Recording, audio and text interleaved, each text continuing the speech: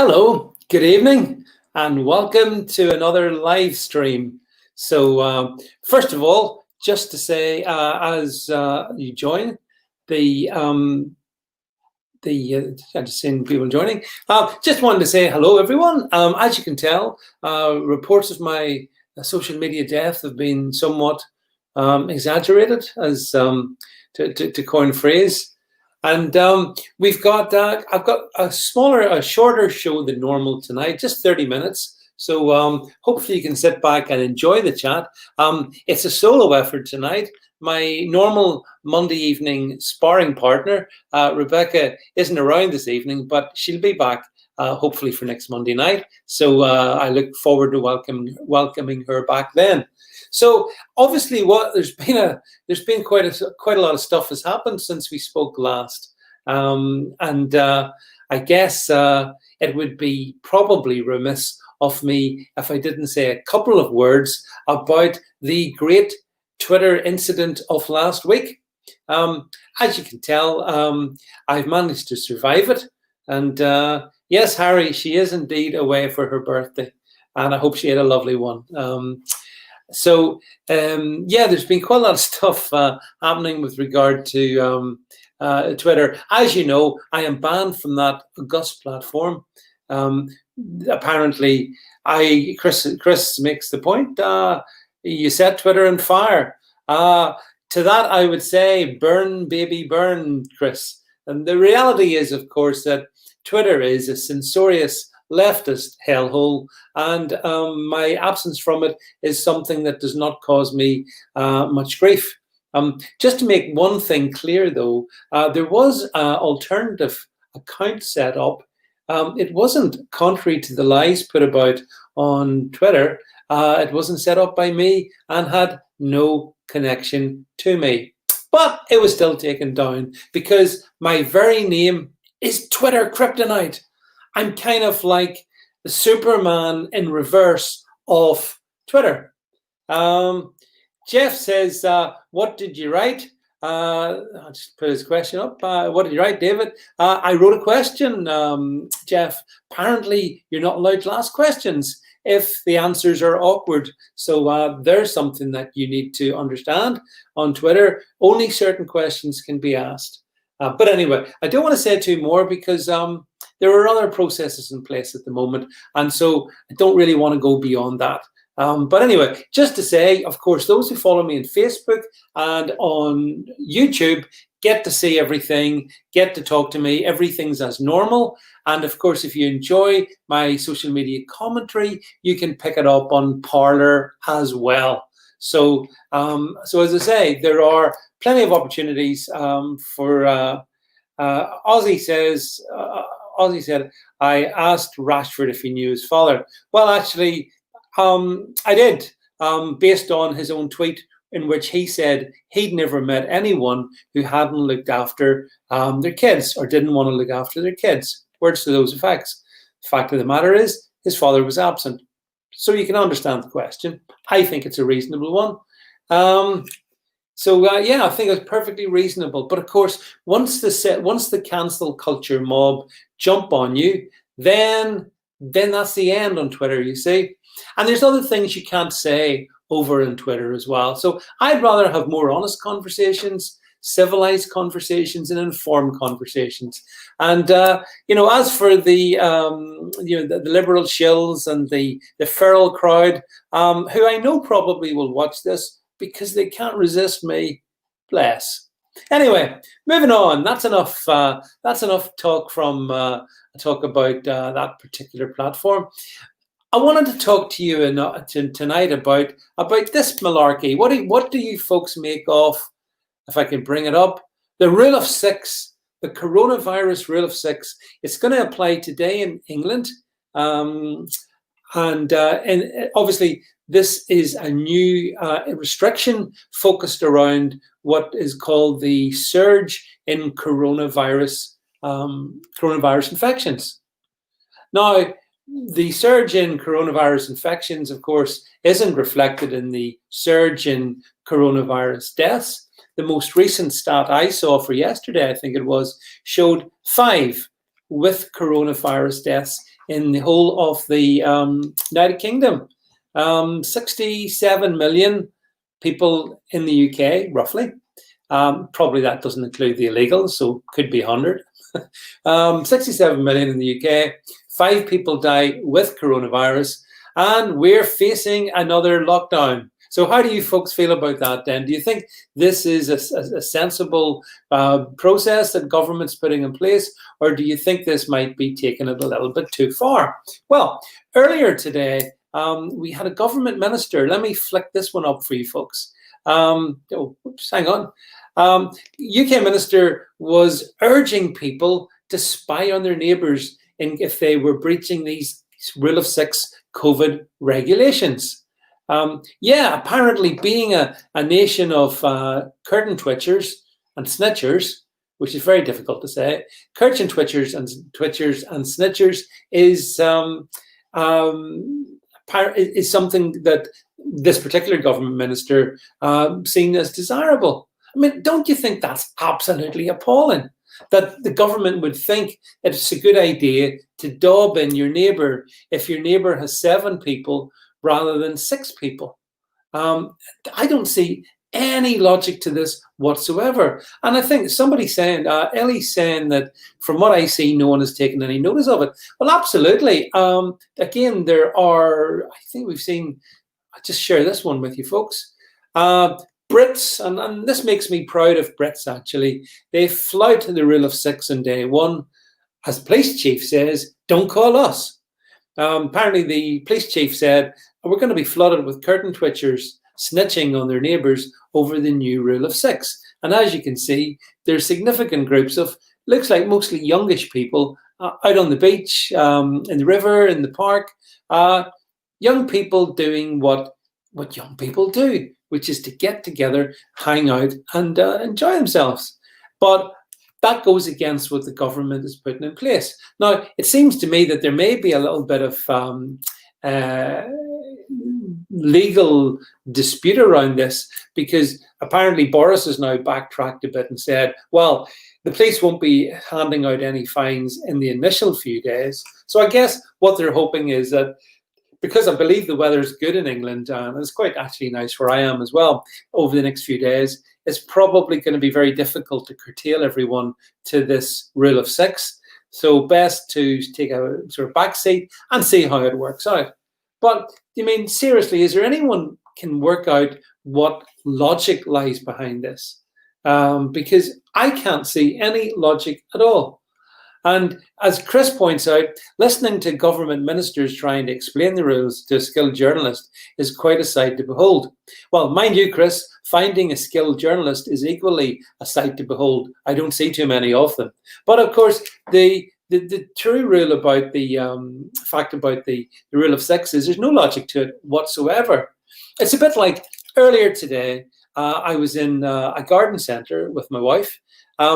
In the main part of the garden centre, inside bit, you had to wear a mask, unless, of course, one has exemption, as I have, so I wasn't wearing a mask. But nonetheless, the majority of people, 99%, were wearing masks in accordance with the regulations.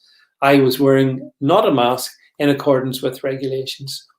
When you then go from the main body of the garden centre to the restaurant, you don't have to wear a mask. And that's how clever and dangerous COVID-19 is. It understands that it daren't cross the threshold from the main body of the garden centre into a restaurant. It just won't do it. That is how it... Chris says, do I wear a muzzle? No, I don't wear a muzzle, Chris. I'm not wearing a muzzle. I will not be muzzling up. No reason. And of course, government regulations makes it clear that there are reasons why people aren't wearing masks, and they must be fully respected. So it is really important that people do understand regulations. However, just in case you thought the rule of 6 was bad, did you see this? Is Christmas cancelled? Boris apparently has issued a stark warning to the COVID-19 rule breakers, and that is that Christmas celebrations may have to be reduced if people don't do what they're told. And that means that potentially, the traditional Christmas family get-togethers are maybe not going to happen. Lots of issues about that. I mean, not least if they were to go ahead with this, do you think people would tolerate it? Do you think families are going to be accepting of the fact that for the first Christmas we can't bring all the family together around the table? We won't do that. Do you really think that that's going to happen? I don't believe so. Jackie says that Wales has gone full muzzle in shops today. Yep. And also, actually, Jackie, have you noticed that as England went full muzzle in masks, the number of cases started to rise? Now, remember we were told that, well, we've been told several things. We were told that obviously we had 21 days to flatten the curve, and that's about 180 days, I think, ago. And then we were told back in July that if we put on masks, then that would reduce transmissions. Transmissions have increased. Now, these are matters of fact. This is not opinion, folks. Something that on other platforms people struggle with. But I think we need to be absolutely clear in this. The number of coronavirus COVID-19 infections has risen in the UK since people started wearing masks. So I think that's interesting.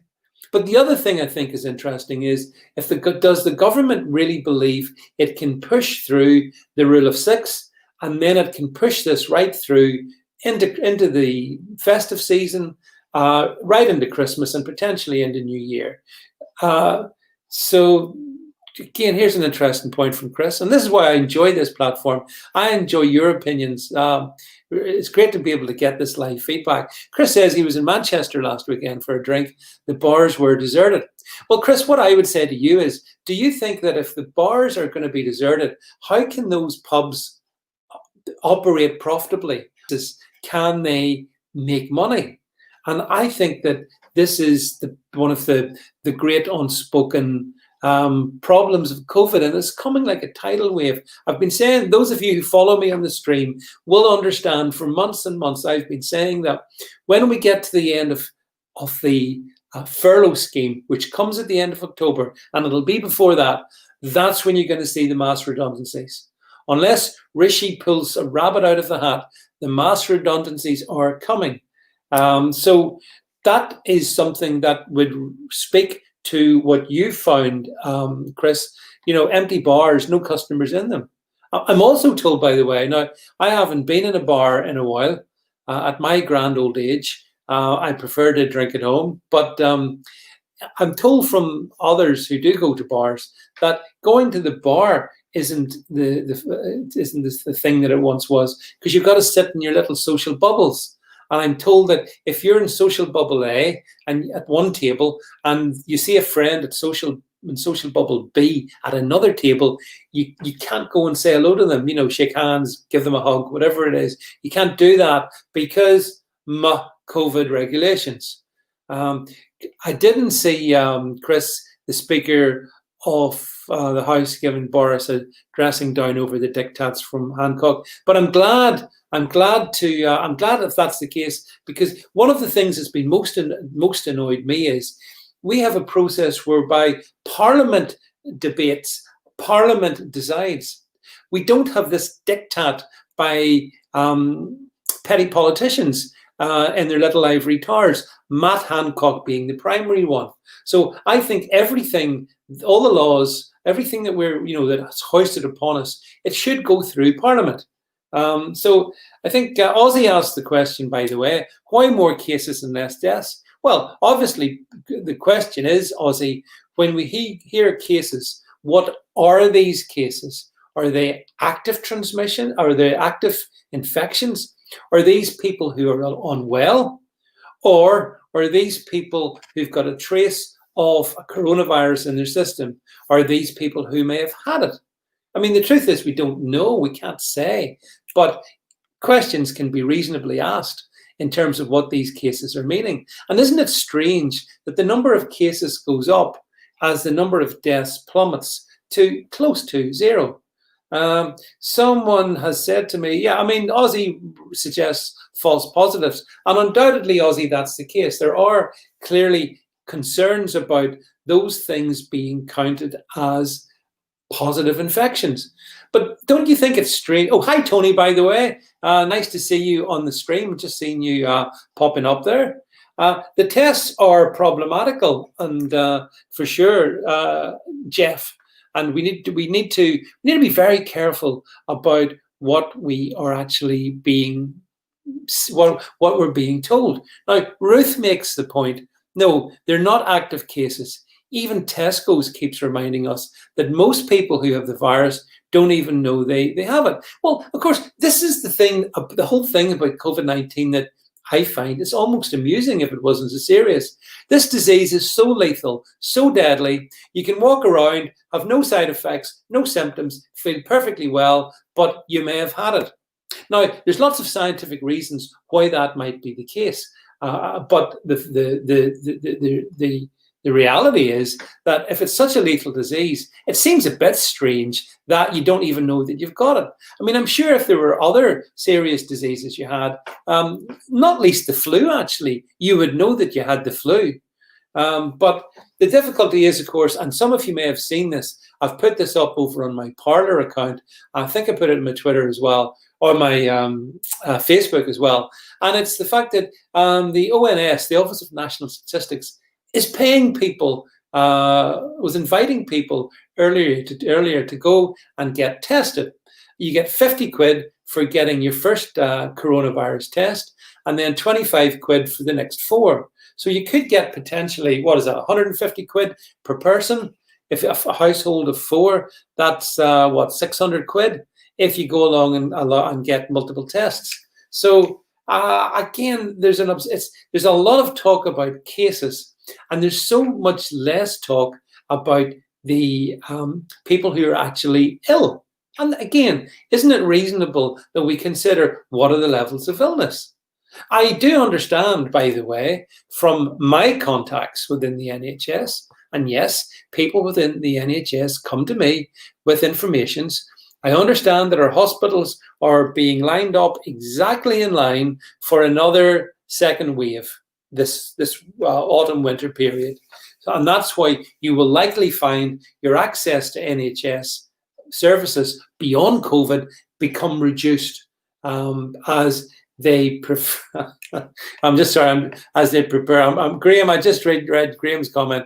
I'm going to live in a restaurant. You don't get it there. Well, I mean, this is another insane thing. Let me mention this one to you.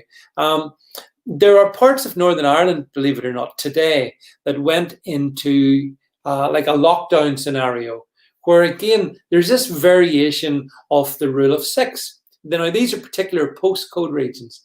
I don't believe anyone's died in these postcode regions, by the way, but allegedly the number of cases has increased, and the health minister is very concerned about it. So what people are being told is that it's being recommended that they stay in their postcode area, but if they need to go out of it, well, they can. So guess what? Most people go out of it. But they're being told that you can't have people mingling from 2 or more households, up to a maximum of 6 people. Again, so think about that. Families are not allowed to mingle if there's more than 2 families, maximum of 6 people. I believe that's what it is. And yet, if those families double the numbers and went down the pub, they could mingle. So tell me, how does the virus know not to attack them in the pub, but potentially attack them in the household? How does this work? And again, there's a point being made here by Chris. No dentists, no NHS, no access to doctors. Yes, Chris, you're right. Essentially, big chunks of the NHS are not really accessible anymore. I have not been able to see my dentist since February, I think. And I've had nothing to say that his services are available again, apart from an emergency.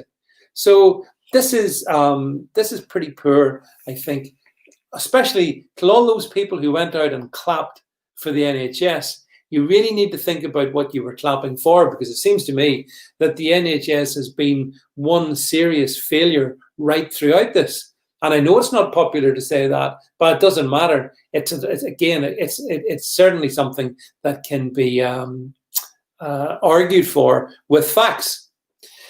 But then, that's to say, so I don't know about this rule of six, folks. It might be the straw that breaks the camel's back.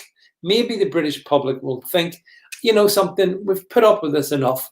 We're going to be sensible. We're going to not do anything stupid, but we have a life to live. We can't live in perpetual fear of death, because that's not living. That's just existing. I hope you would agree with me in that. Aussie says, we've got some stats here. I love stats. 60 deaths out of 190,000 people in my area, more of whom were half were over 80. Well, this is one of the curious things about COVID in Ireland. The average COVID death is 84. The average lifespan is 82. So we actually live, people dying of COVID live longer on average than the average person. So I find that particularly strange. Ellie says, I never clapped once and proud to say so. Likewise here, I've never clapped. And I think some of those clapping, will regret it, because the NHS is not there for you in your hour of need. That's the reality of it.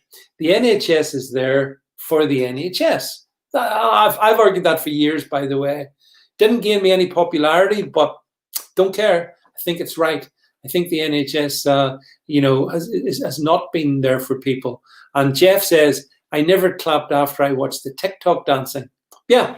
Do you remember all those? Remember when the NHS was a war zone, or we were told it was a war zone? And what were the nurses doing? They were doing dance routines. Yeah, as you do. Although, curiously enough, I don't remember. In World Wars I and World War II, the beleaguered health service were doing dance routines. But in 2020, they do dance routines. That's how it works. And who am I to argue about with the NHS? Harry points out it's a 99.25 recovery record from COVID-19, which, Harry, is somewhat different to the Spanish flu, if I remember the statistics correctly. But hey, listen, facts don't matter. It's my feels that matters. And this one is, I'm afraid, continuing to run further and further out of control. Wow, that's what's so disturbing about about all of this, and that's really what I wanted to finish for the last few minutes. I wanted to talk about, there's a famous Sherlock Holmes story about with Holmes and Watson, and it's about the Holmes references the curiosity of the dog in the middle of the night, and the curious thing was not that the dog barked in the middle of the night, but that the dog didn't bark in the middle of the night. Let's talk about China, shall we? The origin of all of this, the origin of everything we're talking about, everything our liberties are being taken away for, everything that these infringements on our lifestyles, everything. Someone says, just wanted to say, big fan of you and your work. You were missed on Twitter. You were targeted because you were effective. Thank you very much. I appreciate your kind words. But you can still catch me here, and I'm glad somebody over in Twitter maybe misses me. I certainly miss all the good people. I don't miss any of the feral scum at all. However, China. I wanted to talk about China. So, don't you think it a little bit strange that 9 months into this great plague, the pandemic, nobody talks about the origins of it anymore? No one seems to be interested in, well, how did it start? Was it the virology lab in Wuhan? Was it an accident? Was it deliberate? Was it? How did it get out? How come it took the Chinese so long, apparently, to come clean with the nature of the human-to-human transmission? I mean, why is it that is not discussed? And I'll leave the thought in the air with you folks, why that might be. I've got a theory why that might be. Sorry, I'm listening. I'm reading your comments here, which Biden good, Orange Man bad.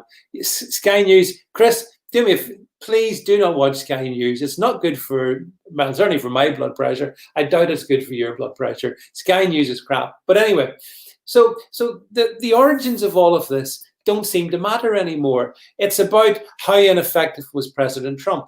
It's about the need to lock us all down. It's about the need to stop us traveling by air. It's about the need to put us in masks. The narrative has exploded in such a way that we never talk about the origins of COVID-19, and in particular, Chinese culpability with regard to that. Now then, I think that that should be discussed much more.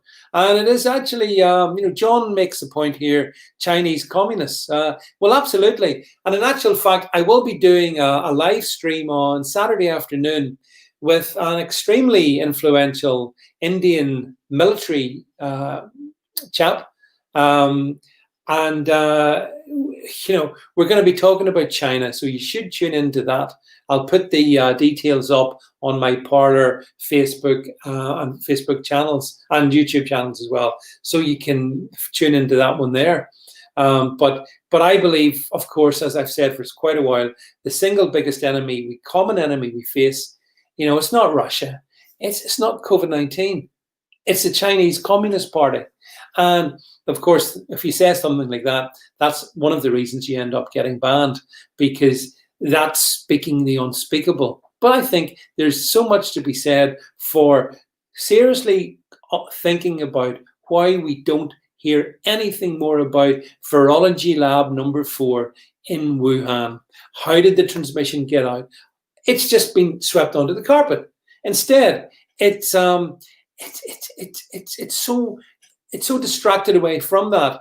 And rather than us talking about the Chinese Communist Party, we get the fake news media on about Russia, which is like utterly pathetic. We have the fake news media telling us how bad Donald Trump is. Trump's actually played a blinder in many regards in this, and certainly so much better than the likes of slow Joe Biden could ever hope to be, in terms of effectiveness, decisiveness, and putting America first. So for me, the thing that we're experiencing this year, there should have been much more focus on how did this actually happen? What was the genesis of COVID, of novel SARS COVID-19? What was the genesis of that? Not talked about. Media don't want to talk about it whatsoever. They're not interested. Now, Jeff says, what did China have to gain by releasing the virus? Great question, Jeff. And let me leave this thought with you. If you look at the global economies right around the world, look at the statistics, and you'll find that pretty much every economy in the world has taken a massive thump. Only one economy has shown growth in 2020. Can you guess which one that would be? China. Yes, China. The country that gave us the plague has been the country that has, over the period, performed better. And you may actually have even seen the images last month, I think it was last month, of in Wuhan, the epicenter of coronavirus. They had a giant outdoors pool party. Did anyone see the images of that? So yeah, you had them dancing in the streets of Wuhan, no masks. Woo! Meanwhile, here, hey, listen, it's a rule of 6 for you. Chris asks me his traditional question, what's the situation in Dublin, David? Are the bars open? Well, Chris, I think things are going to become very tight down in the Irish Republic. If anything, their government is more in lockstep with the United Nations, WHO narrative than even the UK. So Ireland seems to be getting closer to New Zealand, or maybe Victoria State in Australia. So it's a very difficult situation in Ireland.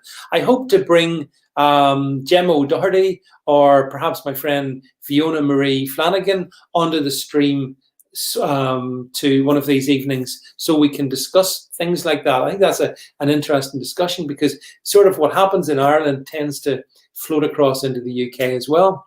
So look, folks, that was, this is, as I said to you at the beginning, this was going to be a shorter one, but I am pleased to see so many of you here. Thank you very much for coming along. There is life outside of the Twitter hate chamber. So, and hopefully that life can be enjoyed here on my YouTube channel. Hope you'll enjoy it on my Parler. I've got great traction over on Parler. 42,000 followers and rising, more than most people have on Twitter. And that's me just starting. So, got to say, folks, the best is yet to come. And of course, Rebecca Butler will be back with me. For those of you who are fans of Rebecca, won't be stopped, won't be silenced. To all the sad losers out there who I know can't resist me and are watching this seething at my YouTube, my Facebook, I'm going to keep going as long as people of reason are out there and want to engage with me. So thank you very much for your time, folks. I shall return. I'm doing a live stream on another very big YouTube channel tomorrow night. I'll send you the details on with my friend Eric, and that's going to be to talk about, I think, cancel culture and the likes of that there. We're going to talk about that and censorship, basically. So that's going to be at 8 o'clock tomorrow night. Look out for the details on my Parler and on my Facebook. You'll find them there. So as I say, there's lots of stuff to come. I'm not down and I'm not out. This is just starting. Thanks, everybody. Catch you all real soon.